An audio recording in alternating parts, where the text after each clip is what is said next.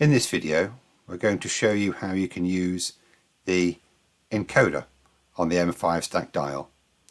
The encoder is this grey piece of plastic on the outside of the dial, and inside there are plastic tabs which rotate, and they interrupt two optosensors.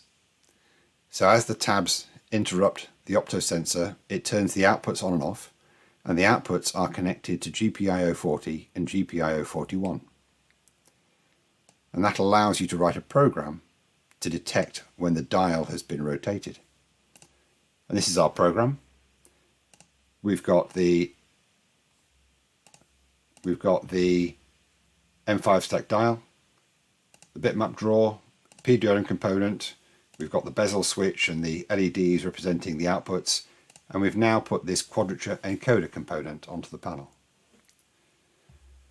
The program, we initialize the display, turn the backlight on, initialize the encoder, and then on each of the I/O pins we've got an interrupt. And on interrupt GPIO 40, basically we're interrupting on both the rising and the falling edge, and we are calling a macro encoder int whenever there's a change in status then. Encoder int is this macro here, and all it does is it issues the command check for changes. Check for changes has no properties, and what check for changes does is it effectively increments a counter which is inside the encoder component. And here's the encoder properties. The counter has what we call a post scalar of 1 to 4.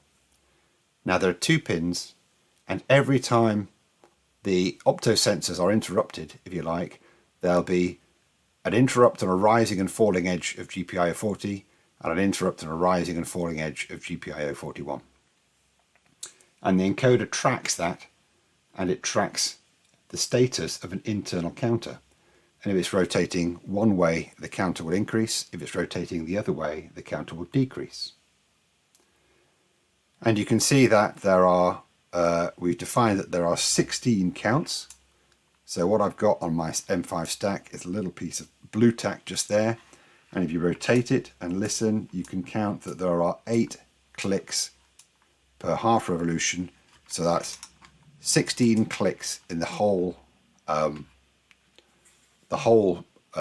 stack dial. So there are effectively 16. If we go back to the properties, there are 16 edges per revolution. So you can see how the encoder is defined.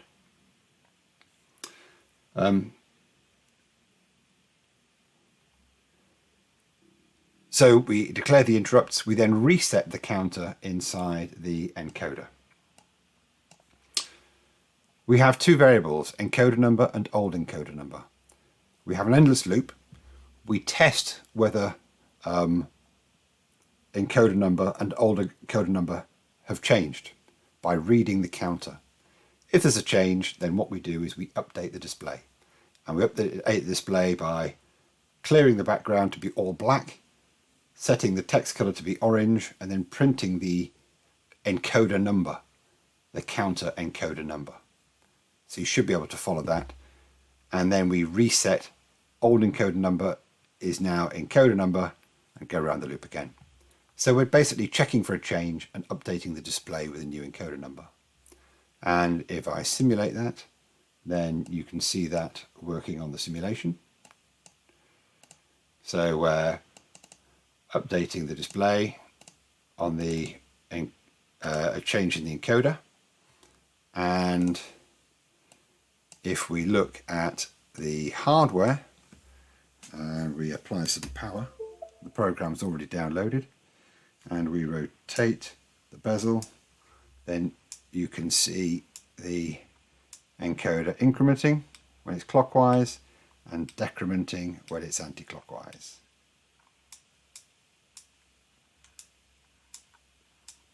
So that's how we use the encoder.